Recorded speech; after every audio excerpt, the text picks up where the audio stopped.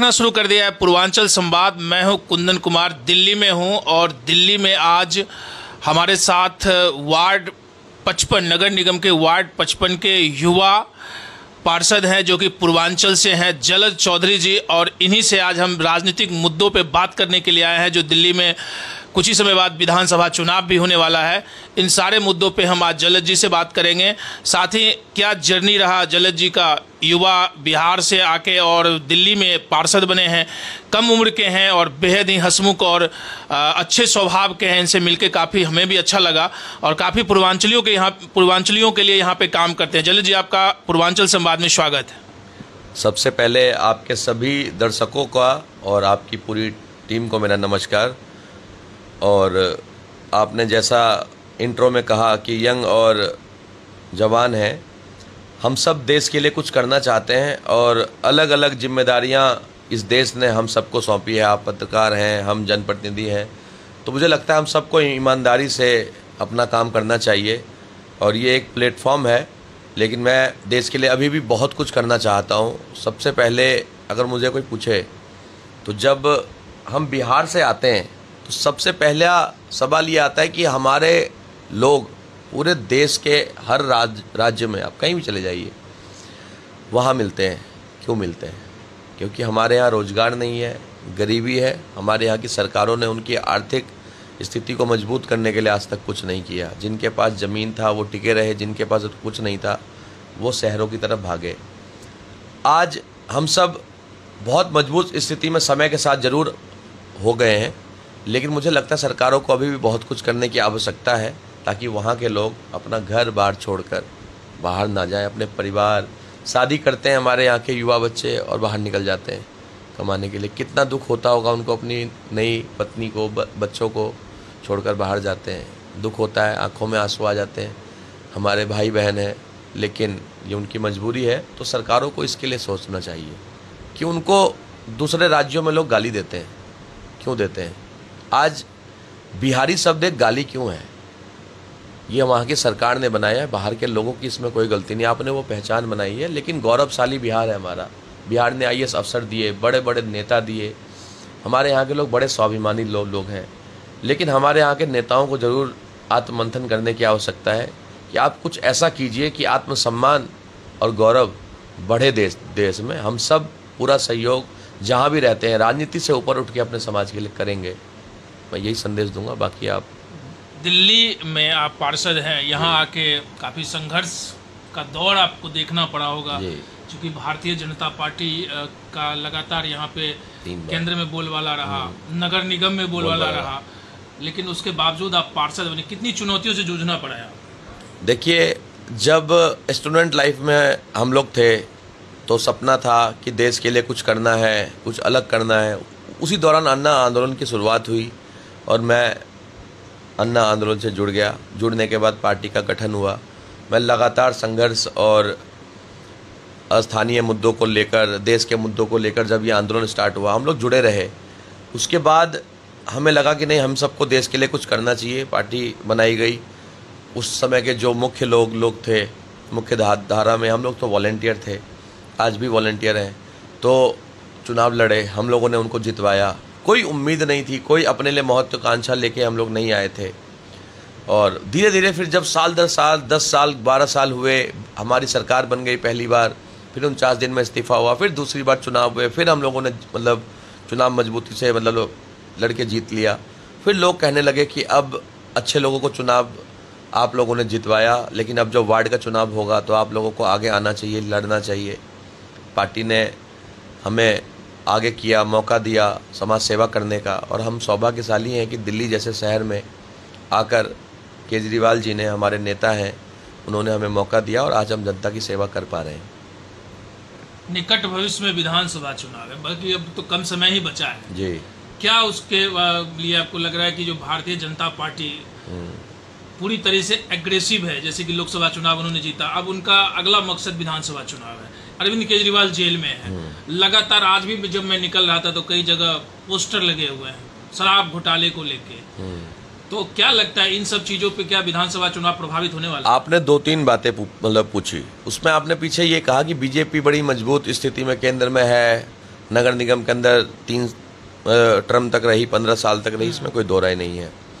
वो लंबे समय से सत्ता में है केंद्र के अंदर, लेकिन तानाशाही के तहत पूरे देश में विपक्ष के ऊपर जो वो हंटर चला रहे हैं सीबीआई और ईडी के माध्यम से, वो आज पूरा देश देख रहा है।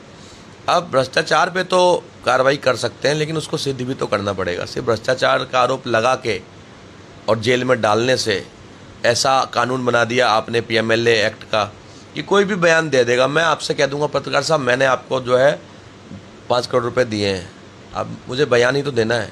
किसी पावरफुल आदमी के खिलाफ एक बयान दे के उसको उठा के जेल में डाल दीजिए। तो मुझे लगता है कि ये कोई पैमाना नहीं है, आरोपी सिद्ध आदमी कोर्ट से होगा। हमारे न्यायालय का काम है ये। आरोपी और मतलब जो हमारे जितने भी नेता हैं, कहाँ आरोप सिद्ध हुए? सब लोग बारी बारी से बाहर आ गए। सिर्फ अरविंद केजरीवाल जी हैं, वो भी आने वाले हैं। वो भी कब के पहले 1 महीने पहले आ चुके होते। लास्ट डे जब उनको लगा सुप्रीम कोर्ट जमानत दे देगी, तो सीबीआई से उन्होंने रात को ही जेल के अंदर ही अरेस्ट करवा दिया। तो ये सब जो षड्यंत्र वो केजरीवाल के खिलाफ कर रहे हैं। आपने जो कहा कि केंद्र में है और नगर निगम में थे, लेकिन दिल्ली नहीं जीत पा रहे हैं, सरकार में नहीं आ पा रहे हैं। छटपटाहट ये है, दर्द ये है। किरण बेदी को, अलग अलग चेहरों को उन्होंने मुख्य चेहरा बनाया, लेकिन सफलता हासिल नहीं हुई। उनके पास आज 4 मुख्य चेहरा दिल्ली में आज भी नहीं है, और आने वाले 10 साल भी नहीं होगा। केजरीवाल था, केजरीवाल है, और केजरीवाल ही दिल्ली में रहेगा। ये दर्द बीजेपी को है। और असल में अगर बीजेपी को किसी ने हराया है तो वो आम आदमी पार्टी ने हराया है। दिल्ली में वो बौखलाए सिर्फ इसलिए हैं। पूरे देश में एक केजरीवाल आपको मिला जेल में डालने के लिए, जीता हुआ मुख्यमंत्री आपने उठा के जेल में डाल दिया, सिर्फ इसलिए क्योंकि आप जीत नहीं पा रहे हैं। जब राजनीतिक लड़ाई इनकी विफल हो गई तो इन्होंने भ्रष्टाचार के आरोप लगा के उनको जेल में डाला। पर मैं बता दूं, आप पूछ रहे थे कि विधानसभा चुनाव में क्या होगा। विधानसभा चुनाव में 70 की 70 सीटें आम आदमी पार्टी जीतेगी दोबारा से, चौथी बार हम विधानसभा चुनाव में सरकार बनाने जा रहे हैं। भाजपा बहुत बुरी तरह हारने वाली है दिल्ली के अंदर। जलद जी, एक बात बताइए, दिल्ली में 70 सीटें हैं और जैसा कि लगातार आप देख रहे होंगे कि लगभग 40 सीटों पे आज 40 सीटों पे पूर्वांचली वोटर का दबदबा बन गया है। तो आधे से ज्यादा सीटों पे तो दिख रहा है कि कहीं न कहीं जो पूर्वांचल के लोग हैं वो हॉबी हैं। अगर बीजेपी कहीं मास्टर स्ट्रोक चल जाए और मनोज तिवारी को प्रोजेक्ट कर दे तो क्या होगा? देखिए, अब बीजेपी क्या करेगी ये तो बीजेपी के जो रणनीतिकार हैं वो तय करेंगे। लेकिन आपने पूर्वांचल की बात करी तो मेरा जवाब देना इस पे नहीं बनता है, लेकिन मैं आपको अपनी राय दूंगा तो मैं यही कहूँगा कि हमने देखा कि जब से आम आदमी पार्टी बनी दिल्ली में, पूर्वांचलियों का मान तो अरविंद केजरीवाल ने बढ़ाया है। कोई माने चाहे नहीं माने, मैं खुद उस समाज से हूँ। और आप जनता के बीच जाइए, छठ महापर्व जो हम सबका इतना बड़ा पर्व है, वो बहुत छोटे स्तर पे मनाया जाता था। 50-60 कमेटियाँ थी, सब अपने अपने ग्रुप बना के करते थे। केजरीवाल जी ने उनको मजबूत किया, कमेटी बनाई। पहले साल 150, फिर अगले साल 200, फिर 250, 300, 350, 400, 500, आज की डेट में 600-650 कमेटियां हैं, जिनको हर साल 1.25 लाख रुपए, 1 लाख रुपए सहायता राशि दी जाती है कार्यक्रम करने के लिए कि आप लाइटें लगाइए, घाट का सौंदर्यीकरण कीजिए, रंगारंग कार्यक्रम कीजिए, जिसमें लोकगीत होता है, रात भर लोग जगते हैं, आप जानते हैं, सूर्य को अर्घ दिया जाता। तो केजरीवाल जी ने मजबूत किया, और सिर्फ ये तो समाज के लिए किया। पर आपने बात की कि पूर्वांचल के नेताओं की, तो नेताओं में आप गिनती कर लीजिए कितने आम आदमी पार्टी में पूर्वांचल के विधायक हैं, कितने पार्षद हैं। हमारे राष्ट्रीय नेता संजय सिंह जी, गोपाल राय जी, दुर्गेश पाठक जी, ये सब पूर्वांचल से बिलोंग करते हैं। तो आप ये देखिए कि पूर्वांचलियों को दिल्ली में किसने आगे बढ़ाया, ये सबके सामने है। समाज से लेकर, नेताओं से लेकर हर वर्ग को केजरीवाल जी ने मजबूत किया। नहीं तो इनकी तो मोनोपोली चलती थी, पूंजीपतियों को लेकर चुनाव लड़ते थे। गरीब को, मिडिल क्लास को, हम सबको मौका देने वाला कोई है तो वो सिर्फ अरविंद केजरीवाल है। दिल्ली का नेता, दिल्ली का मसीहा कोई है तो वो अरविंद केजरीवाल है। गरीबों का नेता है, पूर्वांचलियों का नेता है, और सभी वर्गों का नेता है। आप बात पूर्वांचलियों की कर रहे हैं, इसलिए मैंने पूर्वांचल पे जवाब दिया है। काट पीट के मत चलाइएगा। वो पूरे समाज के नेता हैं, सर्वमान्य नेता हैं, लेकिन समाज को बढ़ाया उन्होंने है। उनका मान सम्मान जो आज ठोक के मतलब लोग बिना डर के रहते हैं दिल्ली में कि तुम्हें रेडी पटरी पे पैसा नहीं देना है, ये सिखाया, ये हक लेना सिखाया केजरीवाल ने दिल्ली के अंदर।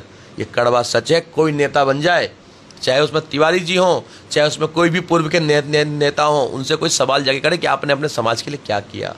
मिसाल तो बताइए, कितने लोगों को मजबूत किया आपने, कितने नेता बना दिए। अपने अलावा अकेले आप ही हो, बाकी नेता नहीं है, लेकिन आप तो अपने लिए कर रहे हो, बस अपनी कुर्सी के लिए। तो मुझे लगता है समाज का नेता वो हो सकता है जो सबको साथ लेकर चले और सबको, समाज को उठाए। समाज को उठाने वाला नेता ही। तो जलद जी, आपका जो वार्ड है वो तो सबसे ज़्यादा पूर्वांचल जो लोग हैं वो रहते हैं आपके वार्ड में। मैं भी घूमा हूँ, वार्ड में ही नहीं पूरी विधानसभा में रहते हैं। शालीमार बाग विधानसभा में 54 से 55% पूर्वांचली, 54 से 55% पूर्वांचल के लोग रहते हैं। विधानसभा की बात कर रहे हो, क्योंकि विधानसभा चुनाव भी आने वाला है। जी। क्या लगता है जलद जी भी कैंडिडेट हो सकते हैं? अगला सवाल मेरा सीधा जी, देखिए, ये तो फैसला पार्टी करेगी। हमारे नेता, हमारी पीएसी कमेटी है हमारी पार्टी की, वो मतलब डिसीजन लेगी। लेकिन जहाँ तक समाज की बात है तो समाज के लिए हमेशा खड़े हैं और पूरे क्षेत्र के लिए खड़े हैं, और पार्टी जो भी मौका देगी पूरी मजबूती से मुकाबला पहले भी किया है मैंने।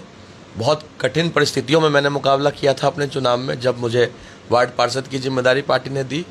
बहुत सारी चुनौतियों से मैं लड़के निकल के आया, और विधानसभा का चुनाव होगा, पार्टी को जितवाएंगे और पार्टी का जो आदेश होगा वो सर माथे पे है। पूरी मजबूती से विधानसभा का चुनाव हम लड़ने जा रहे हैं, लड़ेंगे और जीतेंगे। 54-55% पूर्वांचल वोटर हैं। हमारी बड़ी भूमिका चुनाव में रहेगी विधानसभा, ये पक्का है। कहीं ना कहीं आप इंडिकेट कर रहे हैं। मैं कोई इशारा नहीं कर रहा आपसे, ये तो ये मतलब कहने के इंडिकेट करे तो पार्टी जब पार्टी डिसाइड करेगी। जब जी बिल्कुल पार्टी डिसाइड करेगी, हमारे नेता ही डिसाइड करेंगे। पार्टी ने मौका दिया तो जलद जी तैयार है।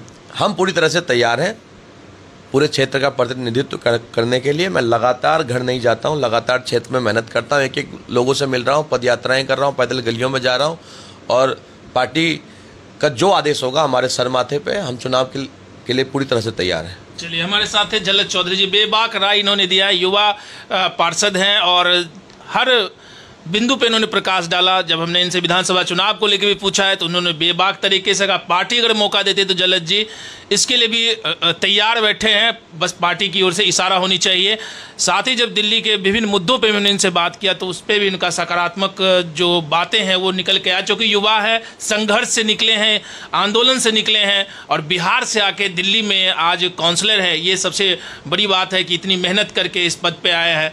तो हम लगातार और भी पूर्वांचल के जो पार्षद हैं या जो विधायक हैं उनसे भी लगातार चुनावी चर्चा आप लोगों के बीच में लेके आते रहेंगे, क्योंकि अब कुछ ही समय बचे हैं दिल्ली विधानसभा चुनाव को लेके, और हम पूर्वांचल संवाद के माध्यम से लगातार उन पूर्वांचल के जो भी जनप्रतिनिधि हैं उन सभी लोगों से मुलाकात कर रहे हैं और उन लोगों से क्या पूर्वांचलियों के लिए वो कर रहे हैं, क्या उनके लिए तत्पर हैं, क्योंकि लगभग 40 सीटों पर पूर्वांचली वोटरों का दबदबा दिल्ली में देखा जाता है। तो इन सारे मुद्दे पर हम आपके बीच में और भी जो बातें हैं लेके आते रहेंगे। आप बने रहिए पूर्वांचल संवाद के साथ।